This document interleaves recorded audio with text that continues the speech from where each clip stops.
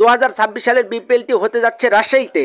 কেনই বা এবারের এই বিপিএল রাজশাহীতে হতে যাচ্ছে আপনি কি জানেন? না জানলে ভিডিওটি সম্পূর্ণ কন্টিনিউ করুন। এছাড়াও 2026 সালের বিপিএলটি প্লেয়ার ড্রাফটের অনুষ্ঠানটা হওয়ার কথা ছিল 17 নভেম্বর, কিন্তু তা হচ্ছে না। এবার তা পরিবর্তন করে 21 নভেম্বর হতে যাচ্ছে।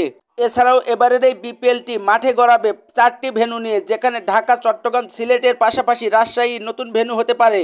এই খবর এরই মধ্যে বিপিএল গভর্নিং কাউন্সিলের কাছ থেকে পাওয়া গেছে। এছাড়াও এবারের এই বিপিএল এর সবচেয়ে বড় চমক, রাজশাহীর ফ্র্যাঞ্চাইজিও রয়েছে, আর রাজশাহীর ফ্র্যাঞ্চাইজির হয়ে খেলবেন তানজিব হোসেন তামিম। তবে প্রতিবারের মতন বিপিএল যখনই শুরু হয় রাজশাহীর মানুষজনের কাছে কিন্তু বিপিএল এর আমেজ এবং আনন্দটা ছিল অন্য লেভেলের। কিন্তু রাজশাহীর মানুষের একটাই হতাশা ছিল, বিপিএল এর মতো ইভেন্টে বা বিপিএল এর মতন ম্যাচগুলো রাজশাহীতে কোনোবারই হয়নি। কিন্তু সব হতাশা, সব জল্পনা কল্পনা সবকিছু জুড়ে রেখে এবারের এই বিপিএল এর ম্যাচ গড়াবে রাজশাহীতে। সব মিলে রাজশাহীর মানুষজনের কাছে এবারের এই বিপিএলটি অন্যরকম। সব মিলে এবারের এই বিপিএল এ মোট 5টি ফ্র্যাঞ্চাইজি নিয়ে এবারের এই বিপিএলটি আয়োজন করা হচ্ছে। তবে মজার বিষয় এই যে এবারের এই বিপিএল এ মোট 5টি ফ্র্যাঞ্চাইজি আর ভেন্যু কিন্তু 4টি। সব মিলে এবারের এই বিপিএলটি অনেক আকর্ষণীয় হবে, এটা নিশ্চিতভাবে জানা যাচ্ছে।